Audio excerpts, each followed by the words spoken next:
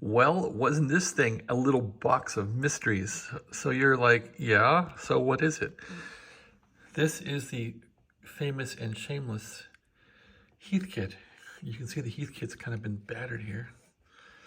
A Heathkit utility power supply, model HP20, and not Hewlett-Packard. Anyway, so you buy something and you think, yeah, it's gonna work, and you take it at face value. So over the weekend, I was trying to use this thing on the military radio here and with that junction box, and it worked for about an hour or so. It ran the radio fine, and I thought, well, this is a good place to be. And then it just quit. It died. And I thought, okay, well, why did it die? And I thought the transformer in it probably went bad. Anyway, so I took this thing apart today, and voila. And I find that the power supply pretty much looks like this: 2 capacitors, a big transformer, and there's nothing here. And lo and behold, the former owner had stuffed, it looks like a filament transformer, stuffed that thing into here. It fit fine. And why did he do it?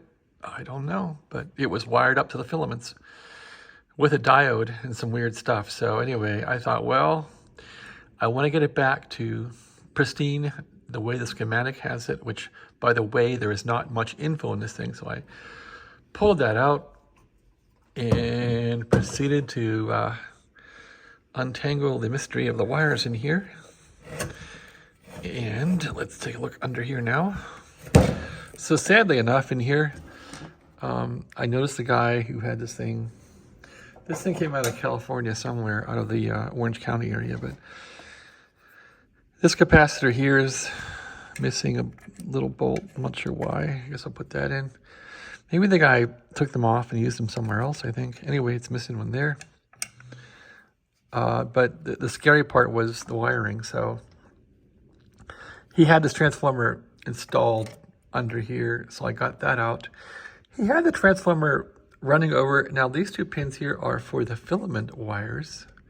And so I could trace the schematic and find this yellow-blue wire, and yellow were indeed filament wires. He had this wire here, filament wire, grounded. I'm not sure why, but the filament wires on this power supply are supposed to be floating. So they're floating again. And this supposedly puts out about 12 volts AC at about 4 amps, I think. So indeed it does. Now, when you look at this guy back here, you want to trust that, okay, well, if it says filament and filament here, you expect to have 12 volts out of here, or 6 volts, depending how it's jumpered, and 300 volts and 600 volts and minus volts here and a ground.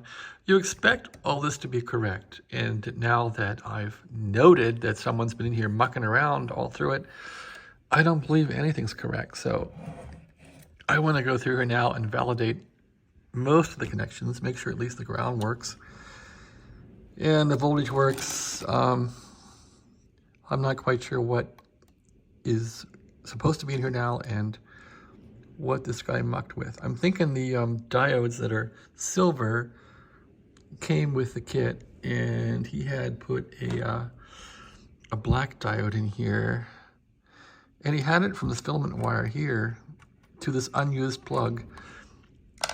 So you'll note that some of these plugs have no connection or NC, and he was using one of those for something, so I just basically cut that off. So you want to get these back to stock. So when you read the schematic and it works the way it's supposed to, you can depend on it. So I'm not sure how much futzing and fiddling, as these are kits. It depends how well the person put it together and how their soldering is anyway. So I just simply, this wire was here, I moved this wire from the transformer to here, and sure enough, I get about 14.35 volts on this thing now, AC. And I actually have too much power coming out now, because when I rectify with this box down here now, I'm getting about 17 volts out, and that's too much for this guy over here. It only runs 12 volts, so I have to get a regulator now, put into that box, a solid state regulator, which I didn't want to use solid state. I guess I could use resistors and just use resistors like they would back in the old days. Maybe I'll do that, but I did buy some regulators, negative voltage regulators that are actually called 79 series.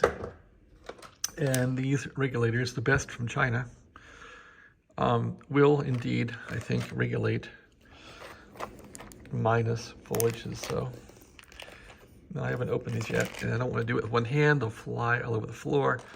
But these indeed are going to be useful when I guess I'm going to use the 79s on the bottom here. 7912 and a 79. I don't see a 79 in here. Anyway, use those. Yeah, there's 79 right there. Use these for the negative voltage. I'm hoping that the tabs on these things aren't grounded or something, because I really want to have this thing floating. The radio has a floating ground. It's not really positive or negative. The chassis is floating. I want this chassis here to be floating and to match the radio. So anything grounded here, I want to make sure it's not grounded. However, this thing probably is grounded in the B+ wire. So I guess this chassis is going to be radio ground, which if I had a 3-prong wire, it would ground through the wall socket. So I don't like that part of it. So maybe I'll leave this thing as being unsafe as it is without a ground. But I would like to make this thing floating. I guess I could. Yeah, I could make it floating, I think. There's no reason to have the case grounded. So maybe I'm going to have to go through here and unground the case and make it a floating ground so everything goes to radio ground. Yeah, that's possible. All right, so this has been a huge travail of getting this old radio going. The guy had to switch in here for that extra transformer. I'm not sure why. He had this transformer in here. Does that thing still work? I don't know. I couldn't look it up. I tried to look up this transformer, and there's a code on it here. It's called a P4019 by Stancor, and you can see catalogs for it. I just couldn't find anything on it. And the weird thing is, it looks like it is center tapped. And the guy, like, I don't know, did green tape this thing? It's weird. Anyway, this is a mystery. I almost threw this in a waste can, but I thought, well, considering these things are hard to get, I guess I'll hang on to it and figure out if it works. I'm not sure why it's got a wire like this on the primary. Maybe it runs in 220, maybe it runs in 110, maybe you switch it this way, I don't know. Anyway, that's the mystery of this transformer the guy had in here. Out it went. He had his little jumper in here, diode, all the screws for the transformer, and that's that. Anyway, it's been a long day for me, and I gotta get on to a meeting at 7:30. So have a nice day, and thanks for watching the video. Trying to get this radio up and running. It's been a chore. And on this radio, I heard somebody in Maine tonight, W1HLR, who is a famous AM guy back in Maine. Okay, thanks for watching. Have a great day.